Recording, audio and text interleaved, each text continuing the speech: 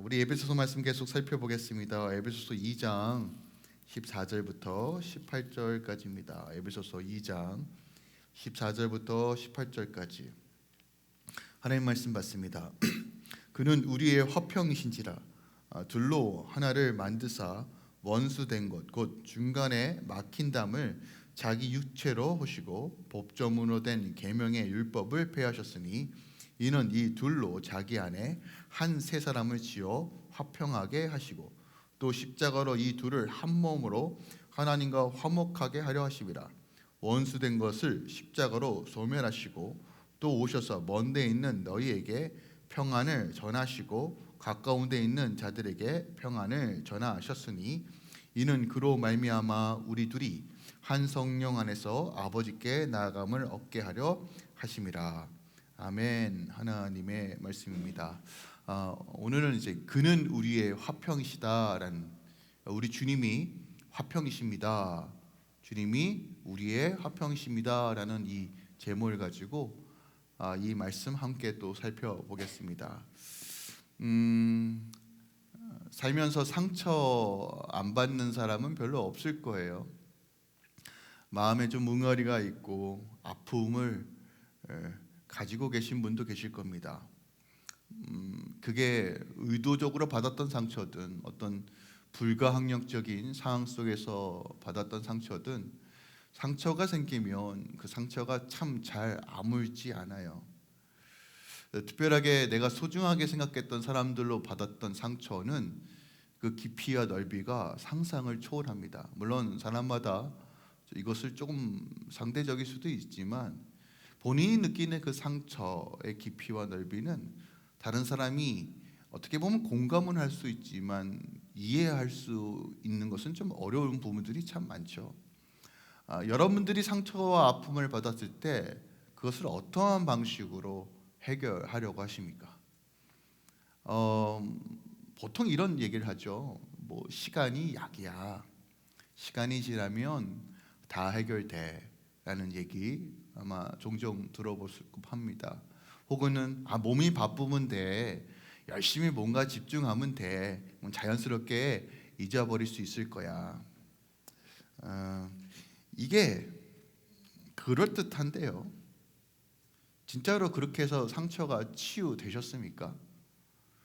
솔직히 말씀드리면 불현듯 다시 한번 그 상처가 드러나고 기억나는 것이 우리 안에 장착되어 있는 그런 응어리들 아닌가요? 시간이 지나면 잊혀지죠. 그런데 불현듯 다시 떠오르는 것이 우리 안에 받았던 상처들 아닌가요? 어느 순간 불쑥불쑥 찾아오는 아픔의 기억과 감정이 우리를 괴롭게 한다는 것이죠. 하나님은요, 우리 삶이 온전하게 회복되길 원하십니다. 믿으십니까? 주님, 그냥 주님 오시는 그날에 다 해결되겠죠. 뭐 틀린 얘기는 아닌데요. 하나님은 지금 이 땅에서도 하나님 나라를 맛보며 누리길 원하십니다. 하나님 나라의 가장 보편적인 특징은 회복입니다. 우리의 육체뿐만이 아니라 우리의 전인격을 하나님께서 회복하고 치유하시길 원하십니다. 하나님께서 그것이 하나님의 뜻이다라고 명확하게 성경은 설명하고 선포하고 있어요. 그리고 이 회복과 이 치유를 증거하고 흘려보내는 것이 바로 교회의 사명이다라고도 명확하게 우리에게 말해주고 있다는 것이에요. 특별하게 교회는 어떤 곳인가라고 하는 이 메시지가 명확하게 담겨져 있는 에베소서 2장에서 오늘 바울이 그는 우리의 화평이시다라고 얘기해요. 여러분, 화평이란 뜻이 뭘까요? 화목하게 지낸다는 것이에요. 화목하게 지내기 위해서는요, 여러분, 상처가 치유되어져야 합니다. 믿으십니까? 우리 안에 응어리들이 깨져야 합니다. 화목하게 되고 화평케 되기 위해서는 전제 조건이 우리 안에 치유함과 온전함이 임해야 한다는 것이에요. 즉, 화평과 화목은 용서와 화해라는 주제와 매우 밀접한 관계가 있다는 것이에요. 그러니까 오늘 주님께서 십자가의 결과로서 이룬 것이 교회이고, 그 십자가를 통해서 하나님께서 화목과 화평케 하셨다는 것은 다른 말로 주님께서 우리에게 용서와 화해의 역사들이 일어난다는 것을 뜻합니다. 그래서 오늘 이 용서와 이 화해에 대한 부분들을 조금 살펴보면서 우리가 교회로서 어떻게 살아가는가, 교회는 대체 무엇을 증거해야 되는가, 우리는 대체 무엇을 맛보고 회복해야 되는가에 대해서 조금 더 깊이 좀 살펴보려고 합니다. 지난 시간 우리가 조금 많은 주제라기보다는 제가 말이 참 많았습니다. 그래서 간단하게 좀 돌아볼 필요가 있어요. 2장의 핵심은 결국 뭐냐면요, 2장 후반에 되면 예수님의 그 십자가의 그 흘리신 그 보혈로 인하여 어떤 결과들이 이루어졌냐는 것이에요. 그 결과로 나타난 것이 바로 교회라는 것입니다. 그러니까 교회는 우리 주님께서 이루셨던 것, 화목과 화평이 이루어져야 되는 곳이라는 것을 분명하게 언급하는 것이 2장 후반부예요. 그래서 2장 후반부를 살펴보면 둘이 하나가 되었다, 둘이 하나가 되었다는 말을 계속적으로 반복적으로 우리에게 말해주고 있습니다. 이 부분은 이제 다음 주까지 계속 이어서 제가 말씀을 살펴볼 텐데, 우리가 둘이 하나가 되었다. 그러니까 이미 우리가 둘이라는 것이에요. 둘이라는 것은 이미 갈라져 있는 상태라는 것을 전제로 합니다. 육체로는 이방인의 방식을 따랐고 하나님과는 멀리 떨어져 있어서 도저히 가깝게 할 수 없는 존재, 그 관계가 도저히 회복될 수 없을 정도로 완전히 갈라진 존재라는 것이에요. 근데 이것이 하나님과 우리 사이의 관계뿐만이 아니라 사람과 사람과의 관계, 사람과 피조물의 관계, 심지어 나 스스로의 관계까지도 멀어졌던 그 원인은 바로 죄 때문이다라고 이야기하는 것이에요. 그런데 주님께서 그 십자가에 흘리신 그 보혈로 인하여 이 관계가 회복되기 시작하였다라는 것이에요. 그 은혜가 차고 넘치는 곳이 교회이다라는 것이에요. 그러니까 교회는 반드시 이 화목과 화평이 무엇인지를 제시할 수 있어야 돼요. 그런데 제시하려면 먼저 우리가 그것을 맛보아야 한다는 것이에요. 그러니까 교회의 부르심은 두 가지입니다. 거룩과 성별이라는 부르심, 또한 하나됨이라는 부르심이 명확해요. 이 두 가지를 이루는 것이 교회의 두 기둥입니다. 이것을 위해 주님께서 십자가에 못 박으셨고, 이것을 위해 우리에게 안에 제사함과 용서를 허락하여 주셨고, 이것을 위해서 하나님께서 우리에게 은혜를 주셨다는 것이에요. 교회는 우리가 공동체로서의 교회를 뜻하지만 우리 삶 자체가, 여러분의 가정이 교회라는 것이에요. 그러니까 우리가 교회로 살아간다는 것은 바로 거룩과 성별이라는 이 기둥과 함께, 그리고 우리가 주 안에서 하나 되는 것, 가정이 하나 되는 것, 부부가 하나 되는 것, 이 모든 것들을 추구하는 것, 이것을 드러내는 것이 바로 교회의 부르심이라는 것이에요. 그래서 에베소 2장 16절에 이렇게 선포합니다. 또 십자가로 이 둘을 한 몸으로 하나님과 화목하게 하려 하심이라.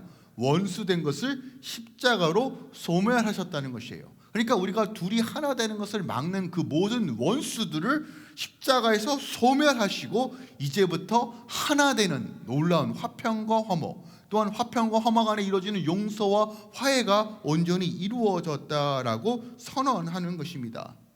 이것은 우리의 힘과 능력으로 할 수 없지만 그리스도께서 십자가를 통해서 이루신 결과라는 것이에요. 우리가 주님의 몸입니다. 주님께서 따라가신 그 길, 성취하신 그 길, 그리스도와 함께 그 일이 구현되고 성취되는 것이 바로 교회라는 것이에요. 자, 여러분들이 교회를 이해하면 이해할수록 하나님께서 교회를 향한 어마어마한 섭리와 그 놀라운 계획들, 그리고 그것이 나를 통해 이루신다는 그 놀라운 비밀들이 밝혀지고 깨달아지는 순간 이것이 얼마나 복되고 값진 것인지를 명확하게 알 수 있다는 것입니다. 예수 그리스도를 믿기만 하면, 그 믿음이 우리 안에 주어진다면 십자가에서 모든 죄의 문제를 해결하시고 그 진리가 내 안에 채워지기 시작한다면 하나님께서 말씀하시는 거예요. 화평과 화목의 역사가 내 삶 가운데 이루어진다는 거예요. 멀어졌던 우리가 십자가를 통해서 하나 될 수 있었던 것처럼 하나님과 화평을 이루고, 또한 더 나아가 하나님의 화평과 화목뿐만이 아니라 우리 모든 인간의 관계와 어그러지고 깨진 것들이 이제 하나둘씩 제자리로 찾아오기 시작한다는 것이에요. 그래서 로마서 5장 1절 이렇게 말해요. 그러므로 우리가 믿음으로 의롭다 하심을 받았으니 우리 주 예수 그리스도로 말미암아 하나님과 화평을 누리자. 의로우심은 우리의 속성이 아닙니다.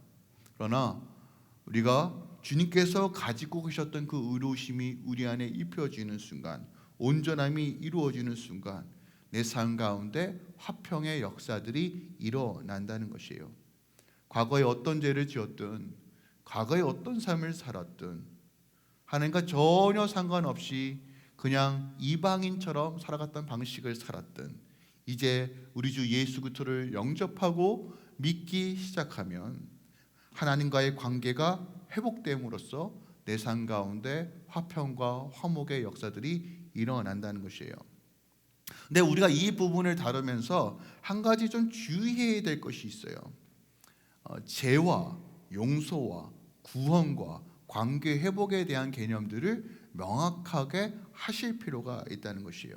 자, 이게 무슨 얘기냐면 우리가 그리스도의 십자가의 보혈로 인하여 하나님과의 관계 회복이 이루어졌습니다. 자, 하나님과의 깨어졌던 관계 회복이 이루어졌어요. 자, 이것을 우리는 구원이라고 말합니다. 그런데 하나님과의 관계 회복이 이루어졌다고 해서 자연스럽게 내 안에 깨어졌던 모든 관계가 자연스럽게 회복된다라는 말은 아닙니다. 그러니까 그 길이 열렸다는 것은 맞지만 이 관계 회복을 위하여 우리가 화평케 하는 자가 되어야 함을 성경은 명확하게 얘기해요. 그런데 많은 그리스도인들이 하나님과의 관계가 회복되어졌다고, 내가 구원을 누렸다라고 자연스럽게 내 삶의 모든 어그러진 것들이 자연스럽게 해결될 거라는 어떤 막연한 믿음을 가지고 살아간다는 것이에요. 이런 문제를 꼭 집어서 영화화했던 것이 2007년도에 개봉했던 밀양이라는 영화예요. 밀양. 혹시 우리 젊은 세대들은 본 적이 없겠지만 저는 그 영화를 본 적이 있어요. 시크릿 선샤인이라는 거예요. 그 태양이 비밀스러운 태양이래요. 내용은 그래요. 전도연이라는 배우가 연기했던 영화인데 한 아이의 엄마입니다. 한 아이의 엄마예요. 근데 이 아이가 유괴범에게 유괴를 당합니다. 그래서 이 아이를 찾기 위해서 고군분투하는데 자연스럽게 교회에 김집사라고 나오는데 김집사로부터 전도를 받아요.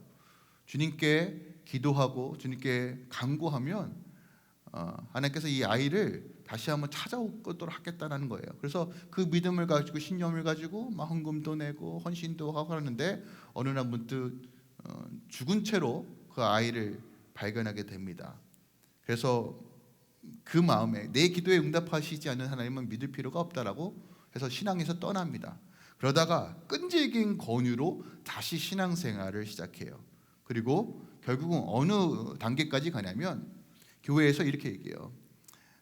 우리가 믿음이 있다면 당신의 아들을 죽인 그 유괴범도 용서해야 된다라고 합니다. 그래서 이제 그 교도소로 면회를 가요. 면회를 갑니다. 면회를 가는데 굉장히 충격적인 장면이 나와요. 어떤 장면이 나오냐면 이 살인범이 교도소 안에서 예수님을 영접했대요. 그러더니 나는 너무나 큰 은혜를 받았어. 나는 하나님으로부터 용서를 받았어. 그래서 이제 누구든지 용서할 수 있어 라고 하는 거예요. 그러니까 이 전도연은 약간 미치는 거죠. 이게 제정신인가?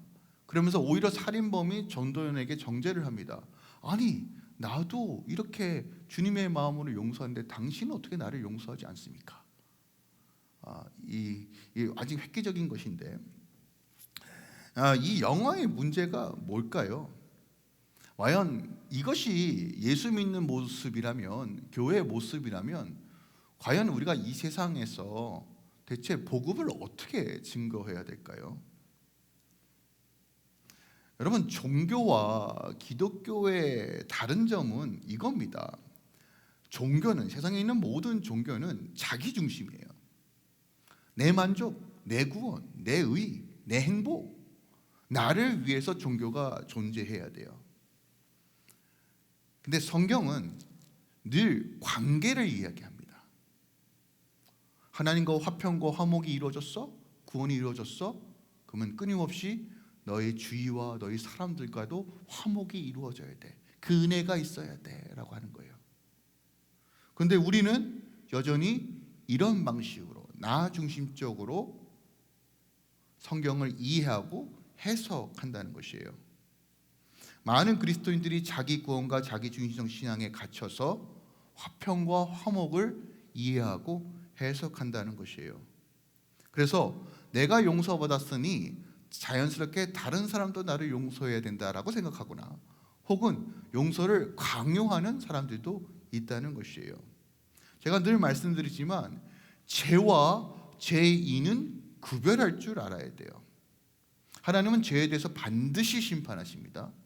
하지만 죄인을 향해서는 여전히 긍휼과 사랑으로 대해 있어요. 자, 이것이 명확하게 나와 있는 것이 여러분 다윗 사건입니다. 다윗이 우리아의 아내 밧세바를 범합니다. 근데 우리아는 다윗의 충신이었어요. 가장 선봉에 서고 다윗을 위해서 목숨까지 걸면서 전투했던 장군입니다. 그런데 그 아내가 이뻐서 그만 탐해버렸어요. 취해버렸어요. 그래서 그것을 감추기 위하여 우리아를 전쟁의 가장 선봉에 서서 죽게 만듭니다. 그리고 죽은 후에 그 아내를 밧세바를 취합니다. 나중에 나단 선지자에 의해서 그것을 지적받고 다윗이 한 행동이 있어요. 그는 사람한테 회개하지 않고 하나님 앞에 나아가요. 그 이유가 있습니다. 당시 왕은 자기 마음대로 해도 돼요. 그것이 범죄다라고 하기에는 조금은 왕의 권위로서 충분히 행할 수 있는 일이에요. 그럼에도 불구하고 다윗이 회개했던 이유는 하나님 앞에서 범죄했던 것을 깨달았기 때문에 그래요. 자, 죄 용서 받았어요. 하나님께서 긍휼히 여기십니다. 그러나 그 죄의 대가는 호떡합니다. 밧세바에서 나왔던 아이는 죽고요. 솔로몬 이후에 남과 북으로 갈라지며 또 노년의 압살롬이라는 자기 아들에게 쫓기는 신세까지 벌어집니다. 그러나 기억하세요. 죄의 대가는 참혹하지만 하나님께서 다윗에게 언약하세요. 너를 통해서 너의 왕국이 끊어지지 않을 것이다. 결국 메시아 예수 그리스도까지 연결되는 은혜를 힘입죠. 우리가 다윗의 케이스를 이해하면서 기억해야 될 것은 죄에 대한 하나님의 심판을 이해해야 돼요. 그 하나님은 여전히 동일한 하나님이에요. 지금 내가 죄를 지어서 당장의 결과가 나오지 않는 이유는 그것이 하나님께서 진노하시지 않는 이유가 아니라 그리스도의 그 십자가의 은혜를 힘입어 내가 지금 그것이 당장의 눈앞에 보이지 않는 것뿐이지 여전히 하나님은 죄에 대해서 반드시 심판한다는 것이에요. 하지만 죄를 질 수밖에 없는 이 죄인에 대해서는 여전히 긍휼히 여기신다는 거예요. 우리가 아이를 양육할 때 아이가 지질하게 말이 안 들어요. 정말 말도 안 듣고 정말 공부도 안 하고 맨날 뺑깡뺑깡 놉니다. 그 자녀를 향해서 화를 낼 수 있지만 여전히 자녀를 사랑하는 것이 부모의 마음입니다. 하지만 공부할 때를 놓치면 자녀는 나중에 그 대가를 반드시 지불할 수밖에 없어요.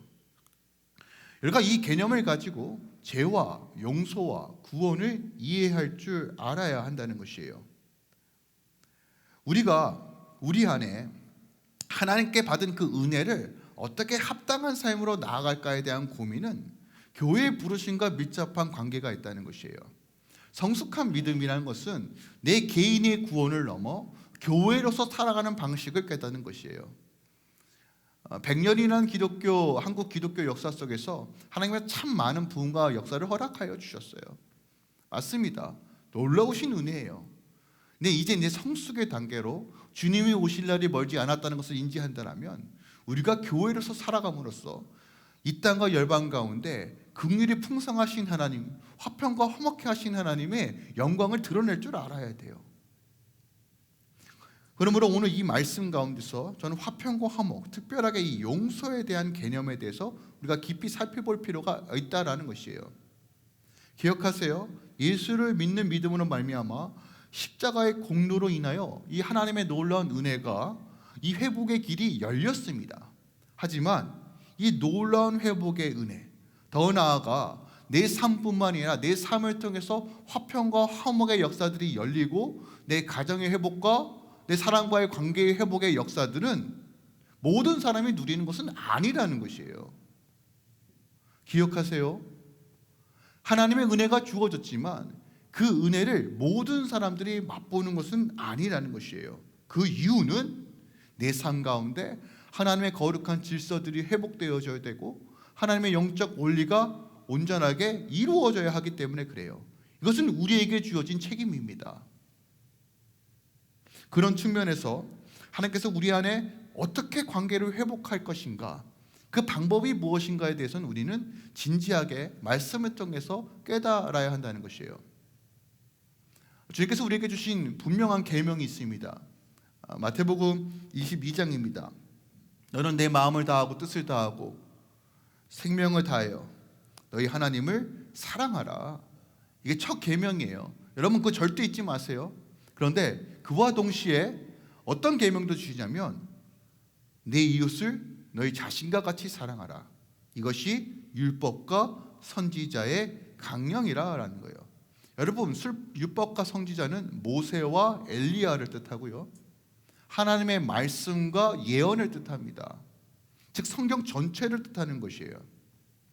그리고 두 율법과 선지자의 강령, 이 두 증인은 교회를 뜻해요. 그러니까 이거 교회에게 주신 말씀이에요. 그러니까 우리의 고민은요, 여러분 하나님을 어떻게 더 분명하게 말씀대로 사랑할까? 또한 이 관계의 회복만에서 멈추는 것이 아니라 내 영의 구원에서만 멈추는 삶이 아니라 내 삶의 영역에서 어떻게 구원을 드러나고 함께 구원받는 자녀로서 이 화목과 화평을 이룰 것인가에 대해서 우리는 진지하게 고민해야 되고 이것을 향해서 끊임없이 씨름하고 싸워야 한다는 것이에요. 제가 지난주에 관계 회복에 대한 하나의 그림을 보여드렸어요. 어떤 이벤트나 어떤 잘해주거나 어떤 말이 아니라 가장 우선적으로 이 둘의 관계가 회복되기 위해서는 우리가 어디로 나아가야 된다고 말씀드렸어요. 십자가로 나아가야 돼요. 십자가에서 이루신 그 놀라우신 역사들을 경험하고 체험할 때 관계 회복이 이루어집니다. 근데 중요한 것은 혼자 나아가는 것이 아니라 함께 나아가야 된다고 말씀드렸어요. 많은 성도들이 기도하는 이유가 이거예요. 주님, 저 인간 좀 변화시켜 주세요. 저 인간 좀 새롭게 해주세요. 하나님, 우리 아들 딸들 정말 정신 좀 차리게 해주세요. 주님이 뭐라고 말씀하실까요? 내가 너의 삶에 머릿돌이 된 것처럼 너가 그런 삶을 살라고 말해요. 근데 우린 그런 삶 전혀 살지 않아요. 밥도 안 차려주고 택택거리고 짜증만 내면서 인간아 예수 믿어라 라고 하면 그게 믿어집니까? 안 돼요. 안 돼도 때론 예수 그리스도의 마음으로 섬기며 사랑하며 때론 발을 씻겨주며, 물론 이게 참 어렵죠. 어려운 겁니다. 원수 같은데 어떻게 그렇게 됩니까? 근데 기억하세요. 화평과 화목케 하시는 그 예수 그리스도를 의지하여 십자가에 나아가면 먼저 내가 하나님의 은혜로 채워지기 시작하면 그 은혜가 흘러가는 거예요. 이 부분은 이제 다음 주에 한 번 더 깊이 살펴볼 텐데 기억하세요. 함께 나아가는 거예요. 함께. 십자가로 함께 나아가길 중보하고 함께 나아갈 때 온전한 관계의 회복이 이루어집니다. 자, 용서의 개념이 중요합니다. 자, 용서. 자, 화평과 화목이라는 이 주제 안에서 우리가 절대로 놓치지 말아야 될 것은 화평과 화목은 용서와 화해라는 전제 안에서 이루어지는 것이에요. 그죠? 그런데 많은 사람들이 용서와 화해를 잘못 이해하고 있어요. 그래서 우리 안에 참 많은 오류들이 발생합니다. 많은 사람들이 용서는 화해다라고 생각해요. 그러니까 용서 이꼬르 화해, 용서 이즈 화해라고 동시에 여겨요. 그래서 용서는 반드시 화해라는 결과를 만들어야 된다라고 생각해요. 그래서 화해까지 이루어지지 않은 용서는 용서가 아니다라고 얘기합니다. 그러나 성경은 그렇게 얘기하지 않아요. 용서와 화해를 구분하여서 말해요. 다시 말씀드립니다. 용서와 화해를 구분하여서 얘기해요. 제가 이걸 설명드릴게요. 그래야지만 이것이 이해되어야지만 여러분 삶 가운데 화평과 화목의 길이 열려요. 자, 용서는 뭐냐면 보편적으로 우리가 용서할 때 용서할 대상이 있겠죠. 누군가로부터 상처를 받았기 때문에 그래요. 근데 이 상처를 받은 것에 대해서 용서를 해야 되니까 나에게 상처 준 그 사람이 있겠죠. 혹은 어떤 그 상황들이 있겠죠. 자, 그 대상에 대해 받았던 상처와 아픔에 대해서 이제부터 용서하겠다 하고 하는 것이 용서예요. 그러니까 내가 받았던 그 상처에 대해서 더 이상 이제 신경 쓰지 않을래, 그걸로 인하여 이제 좌지우지 되지 않을래 라고 하는 것이 용서입니다. 근데 기억하세요, 용서는 혼자 할 수 있습니다. 근데 우리가 착각을 해요. 용서를 하려면 어떤 조건이 만족되어져야 되고, 혹은 그 사람으로부터 어떤 용서의 메시지나 어떤 액션을 받아야지만 내가 용서를 할 수 있다라고 생각해요. 아니요. 용서는 혼자 할 수 있는 겁니다. 그 대상이 나에게 무엇을 하든 무엇을 하지 않든 간에 전혀 상관이 없어요. 내가 결정하고 내가 결단하고 내가 선포하는 것이 용서입니다. 하지만 화해는 좀 달라요. 화해라는 것은 서로 쌍방이 합의가 이루어져야 돼요. 이해되셨어요? 그러니까 이런 거예요. 야, 이제부터 내가 너 용서할게 라고 해도, 야, 니가 아직까지 나를 왜 용서해? 라고 하면 화해는 안 이루어지는 거예요. 그러니까 화해라는 것은 반드시 쌍방이 합의가 이루어져서 우리 이제 서로 용서하고 사랑하는 관계야 라는 단계까지 가야 되는 것입니다. 그러니까 화해와 용서는 완전히 다른 거예요. 구별할 줄 알아야 돼요. 그러니까 용서는 혼자 할 수 있는 겁니다. 내가 스스로 선택하고 결정하면 되는 것이에요. 나에게 상처를 주었던 그 대상을 당하여 나 이제부터 그 사람을 용서할게. 내가 그거로 인하여 내 삶이 좌지우지 되지 않을 거야. 나 이제 결단할 거야. 날마다 내가 그 사람을 용서하겠다고 선택하면 되는 것이에요. 하지만 화해는 그 대상을 향하여 손을 내밀어야 되고 신뢰를 주고 믿음을 주는 행위입니다. 그러니까 용서는 어떤 거냐면 내가 그 사람을 신뢰해야 되나? 믿음을 줘야 되는 건가? 아닌가? 이런 거 의미 없어요. 내가 용서하겠다고 내 스스로 결정하면 되는 것이에요. 근데 많은 사람들이 이것을 혼동해가지고 내가 용서했으니까 상대방도 나에게 용서해야 돼라고 강요해요. 이거 애들 싸움에서 많이 보죠. 많이 봐요. 특히 우리 아이들 보면 막 삐져요. 서로 삐졌다가 이렇게, 나 이제부터 너 용서할게. 그래, 우리 친하게 지내자. 강요를 합니다. 이미 다 삐져 있는데, 울고불고 하는데. 그러면서 사이가 안 좋으니까 나한테 찾아와요. 아빠, 쟤 아직도 나한테 뭐라 그래. 아니, 화가 안 풀렸는데 어떡해. 그죠? 그러니까 여러분 이걸 이해하셔야 돼요. 봐요. 예수 그리스도의 십자가의 은혜로 하나님께서 우리에게 용서하셨다고 선포해요. 근데 우리가 그 용서에 전혀 관심이 없으면 화해와 화목의 관계가 이루어지지 않아요. 여러분 제가 무슨 얘기하는지 이해가 되십니까? 용서와 화해는 완전히 다른 겁니다. 그러니까 관계 중심적으로 이해하면 용서와 화해의 개념들이 이해가 되기 시작합니다. 평생에 나에게 상처를 준 그 대상을 향하여 용서받기 위하여 오히려 더 악하게 행동하면 누가 병드는지 아십니까? 내가 병드는 것이에요. 그 상처에 매여서 어떤 조건이 이루어져야지만 내가 용서받을 수 있다라고 설정을 해버리면 그 아픔과 상처에 스스로 갇히는 인생을 산다는 것이에요. 또한 나는 하나님께 용서받았으니 아무렇게나 살아야 된다는 것도 굉장히 위험한 겁니다. 여전히 관계가 깨어졌음에도 불구하고 나만 괜찮다고 얘기하는 거, 오늘날 이 시대의 풍조가 딱 이 형태죠. 여러분 기억하세요. 용서와 화해를 구분할 수 있는 이유, 용서가 왜 믿음의 고백이고 자기 결단인지가 어디서 나오냐면 예수님께서 십자가를 통해서 이루셨던 말이 뭐예요? 다 이루셨다는 거예요.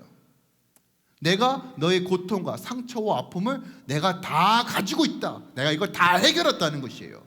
그래서 십자가를 바라본다는 것은 용서를 선포할 수 있는 능력이 우리 안에 주어졌다는 것이에요. 그래서 용서는 믿음의 결단입니다. 다시 말씀드립니다. 용서는 믿음의 결단입니다. 누군가에 의해서, 환경에 의해서 용서가 되고 안 되고가 아니에요. 주의 은혜가, 그 긍휼하심이 내 안에 있고 내 마음의 상처와 어그러짐이 이미 주님께서 담당하셨다는 것을 믿기에 우리는 용서를 선포할 수 있는 것이에요. 어떤 분은 이런 분도 계세요. 용서하지 않는 그 아픔과 상처를 자양분 삼아서 동기부여를 삼아서 살아가요. 이 분노와 복수심을 가지고 내가 이 지긋지긋한 이 인생, 저 인간 내가 보란듯이 성공할 거다. 이 분노함으로 이 상처를 껴안고 이것을 동기 삼아서 인생을 살아가시는 분도 계세요. 그 결과가 무엇입니까? 저는 분노와 아픔으로 살아본 기억이 있기 때문에 전 너무나 잘 알고 있어요. 어릴 적에 아이들에게 받았던 따돌림과 짓담 구타와 그 억울함 때문에 내가 저 인간들에게 복수하겠다는 그 복수심을 10년을 살아봤기 때문에 알아요. 그 결과가 뭐냐면 허무함, 허탈, 우울함, 낙담, 좌절과 허무함이에요. 그 분노가 나를 자유케 한 적이 단 한 번도 없습니다. 지난 과거의 아픔의 상처와 그 죄된 결과가 현재의 모습이에요.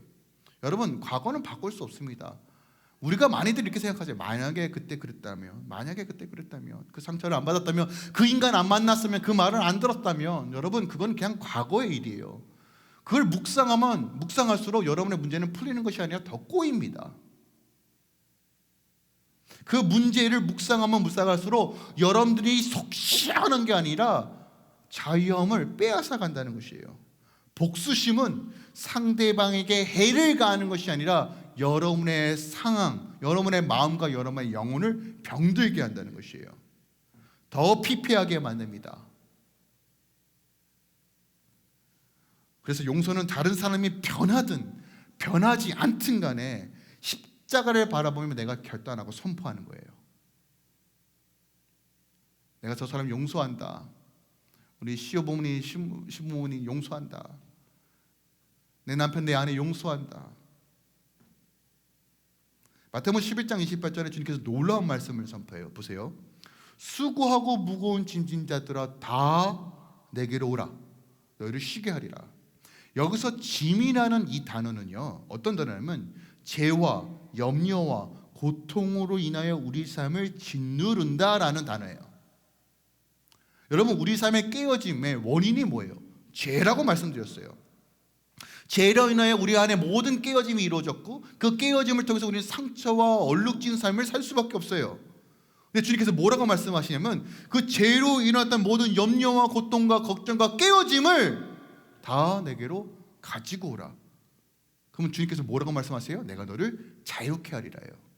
여러분, 이것이 용서의 원리예요.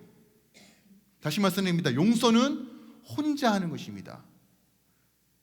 그 사람이 나를 용서하고 그걸 확인하고 나서 용서하는 것이 아니라 용서는 믿음의 선포예요. 자, 이사야 말씀입니다. 여러분 잘 알고 있는 말씀이에요. 이사야 53장 5절입니다. 그가 찔림 우리의 허물 때문이요 그가 상함은 우리의 죄악 때문이라. 그가 징계를 받음으로 우리가 평화를 누리고. 평화, 화평, 평화 같은 단어예요. 오늘 에베소서의 화평과 평화는 같은 단어입니다. 그리고 그가 채찍에 맞음으로 우리가 나음을 받았도다라고 얘기해요. 오늘 에베소서 뭐라고 말하니까 2장 14절입니다. 그는 우리의 화평이신지라. 자, 화평이란 이 단어, 구약에서는 어떤 단어를 사용하냐면 샬롬이라는 단어를 사용해요. 샬롬이에요. 샬롬. 하나님께서 우리의 샬롬이시다라는 거예요. 그가 징계를 받음으로 우리가 샬롬을 누린다는 것이에요. 이미 내 상처, 내 분노, 내 억울해짐들을 주님께서 담당하신 거예요.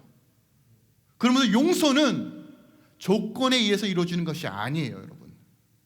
만약에 여러분의 삶에 용서를 조건으로 둔다면 여러분 평생 그 상처 안에서 스스로를 얽매이고 고통과 어둠 가운데 매이는 것입니다. 하나님은 그런 삶, 인생 사는 걸 원치 않으세요. 절대로 여러분에게 유익되지 않아요. 여러분, 용서는 선포입니다.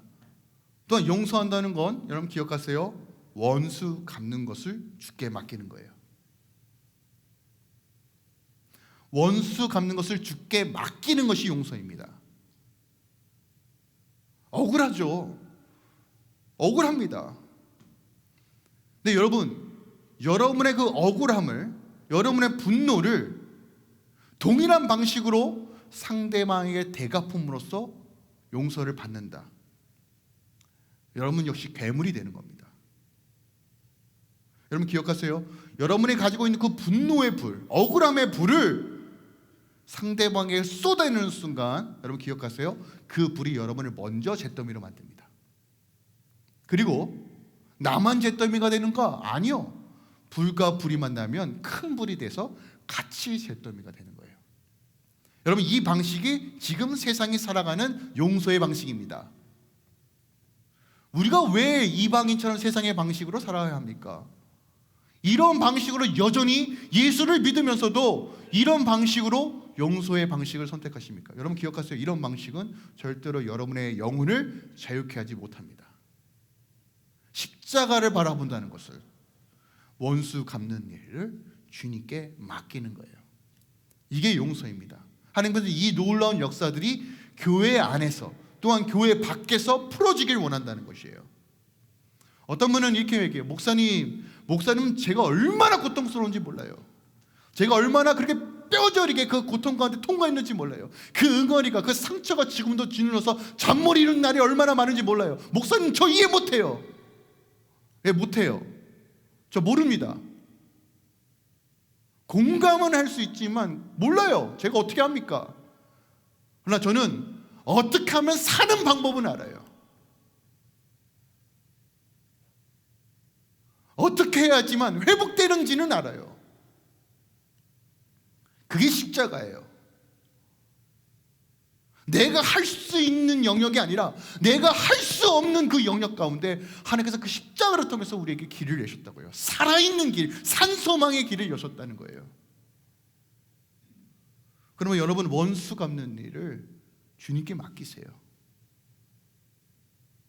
믿음으로 용서를 선포하시고 화평을 믿음으로 취하세요.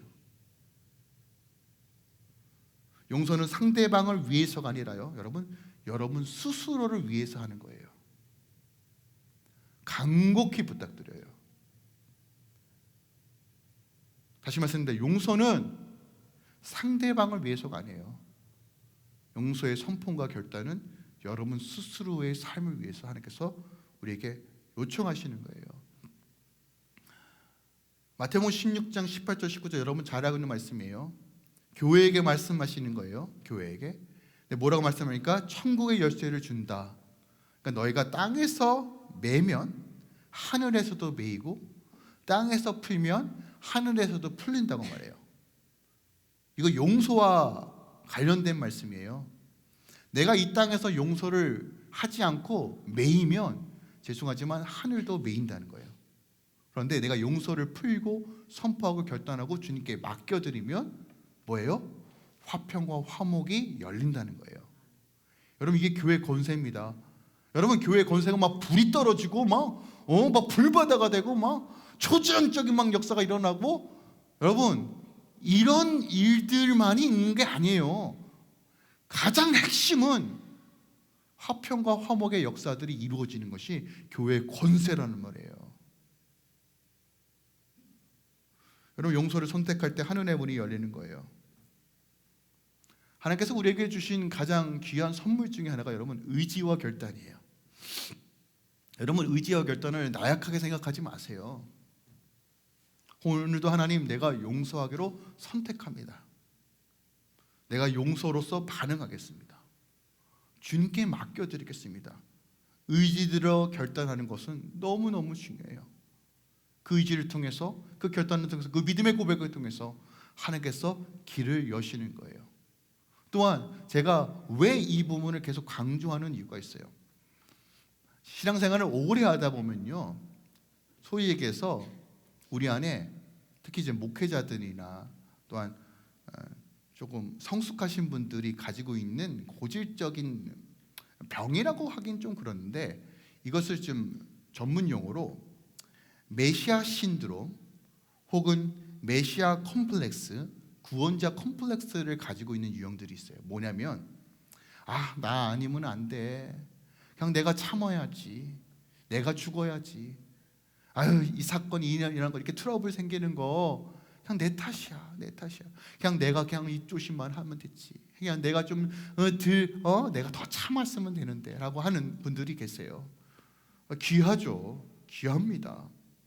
그런데 그 과정 중에서 자신의 마음이 얼마나 병들어 있는지를 확인하지 못한 채 그냥 그렇게 내가 참으면 돼, 이 정도쯤 내가 감내할 수 있어라고 그냥 스스로가 상처를 끌어안고 사시는 분들이 너무 많아요. 그리고 스스로 정죄하고 죄책감을 가져서 그래, 내가 그때 그렇게 못했지, 그렇게 나에게 악담을 쏟아내는데 내가 조금 더 참았어야 하는데 라고 정죄감으로 살아가시는 분들이 계세요. 그거 여러분 탓 아닙니다. 여러분 그 문제에 대해서 자유하세요. 이것도 주님께 맡겨드릴 수 있어야 돼요. 용서를 선포한다는 건 그 어떤 것도 내 의와 내 생각, 내 힘으로 하지 않겠다고 하는 믿음의 고백이에요. 하나님은 여러분들에게 부분적인 자유를 주시고 싶어 하는 것이 아니라 참된 자유를 주길 원하세요. 정말로요. 여러분의 가정 가운데 용서의 은혜가 넘쳐나길 원하세요. 근데 중요한 건 이것입니다. 용서는 믿음의 결단과 선포입니다. 여러분의 상처를 싸잡아서 그 어둠 속에 갇히지 마세요.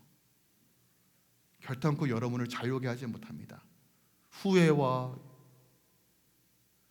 스스로를 매이는 삶에서 여러분 끊어내세요. 그 사람이 어떠하든 그 환경이 어떠하든 간에 내가 용서를 선포할 때 하늘의 문이 열리는 거고 샬롬이 임하는 거예요. 이게 바로 그는 우리의 화평시다라는 거예요. 그의 몸을 찢으셔서 우리 삶 가운데 개입하셔서 내 안의 상처를 어루만지시고 회복하여 주시는 그 하나님의 놀라운 역사를 말하고 있는 거예요.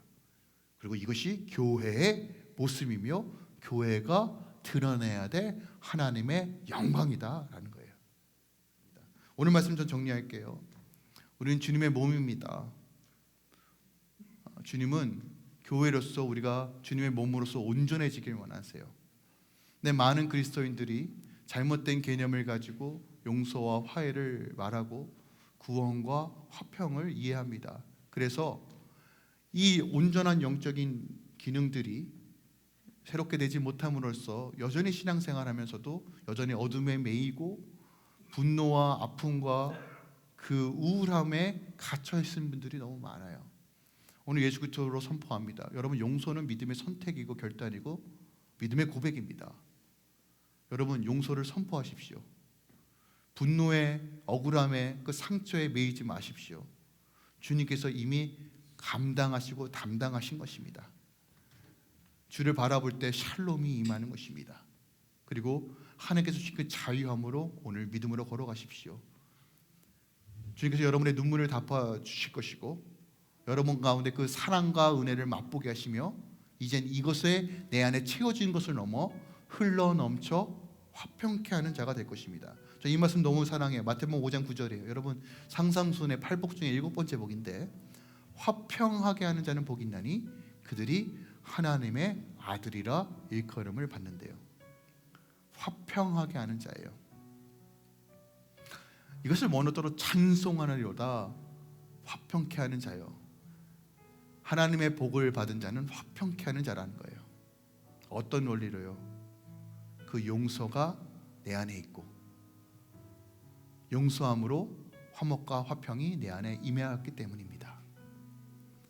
하나님의 아들로서, 자녀로서, 딸로서 살아가십시오. 교회로 살아가십시오. 그리고 이번 한 주 그 긍휼과 은혜가 풍성하신 하나님으로 다시 일어나십시오. 하나님께서 여러분 삶을 위로하시고 새롭게 하실 것입니다.